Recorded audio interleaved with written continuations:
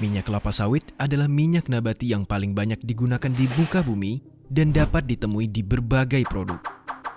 Tanpa kita sadari, minyak kelapa sawit telah menjadi bagian dari hidup kita sehari-hari karena dapat ditemukan mulai dari makanan ringan, bahan bakar, hingga produk rumah tangga dan kosmetik. Tahukah kamu, total nilai ekspor sawit di tahun 2018 lalu sekitar 270 triliun rupiah adalah yang terbesar di Indonesia, lebih besar dari sektor minyak dan gas. Rata-rata 58,84 juta ton minyak sawit diproduksi setiap tahunnya, dengan Indonesia dan Malaysia menyumbang 85% dari pasokan minyak sawit dunia. Otomatis, ia adalah salah satu kontributor ekonomi terbesar bagi Indonesia dan menciptakan lapangan kerja bagi jutaan orang. Tapi, segala kekayaan dan kemajuan itu punya harga yang terlalu mahal.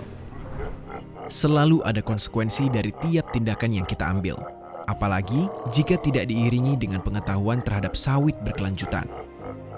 Tidak sedikit perusahaan sawit yang dengan semena-mena menebangi hutan di Indonesia tanpa memikirkan habitat flora dan fauna serta kelestarian ekosistem di dalamnya. Tak jarang perusahaan sawit juga melakukan pembakaran hutan dan lahan gambut untuk mempermudah pembukaan lahan dengan biaya yang lebih murah.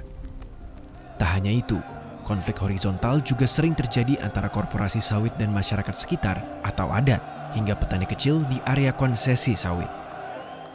Tapi, kita tak bisa menolak kenyataan bahwa minyak kelapa sawit adalah komoditas yang sangat efektif, murah, dan memiliki banyak manfaat serta kegunaan dalam berbagai aspek kehidupan sehari-hari. Tahukah kamu, dibanding minyak nabati lain, minyak sawit hanya butuh 0,3 hektar untuk memproduksi 1 ton minyak nabati? Maka dari itu, hal penting yang dapat kita lakukan saat ini dengan mengetahui dan memahami produk sawit berkelanjutan. Sederhananya, minyak sawit berkelanjutan adalah produk yang dibuat secara ramah lingkungan dan ramah sosial, dengan menaati kebijakan yang menjanjikan nihil deforestasi, nihil pengembangan gambut, nihil eksploitasi buruh kerja, dan menerapkan praktek agrikultur yang baik. Lalu, apa yang bisa kita lakukan? Ikuti saja 5 prinsip beli ini. Beli yang perlu, beli yang lokal, beli yang alami, beli yang awet, dan beli yang eco-label. Cara termudah untuk mengetahui apakah suatu produk sawit telah menerapkan prinsip ramah lingkungan dan ramah sosial adalah dengan membaca tabel seperti yang telah dikeluarkan oleh Roundtable on Sustainable Palm Oil atau yang dikenal dengan RSPO. RSPO sendiri adalah sebuah lembaga lintas sektor industri sawit yang bertujuan untuk mengembangkan dan mengimplementasikan standar global produksi minyak sawit berkelanjutan. Jadi, selain mendorong agar produk sawit dapat semakin berkelanjutan, apalagi yang bisa kita lakukan?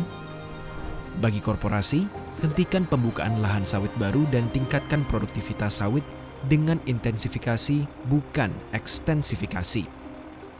Dorong publik untuk memilih produk sawit berkelanjutan dan optimalkan praktik agrikultur yang baik.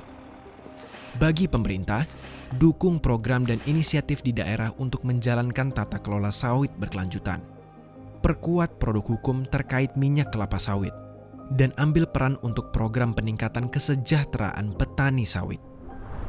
Bagi konsumen, bijaklah dalam berbelanja, dimulai dengan membaca label dan membeli produk sawit yang memiliki sertifikat berkelanjutan. Maka dari itu, sinergi berbagai pihak tersebut sangatlah diperlukan demi menuju tata kelola sawit berkelanjutan di Indonesia. Pilih yang baik untuk tubuh dan jiwa kita, dimulai dari membaca label tiap produk, karena kita berhak mendapatkan produk ramah lingkungan dan ramah sosial.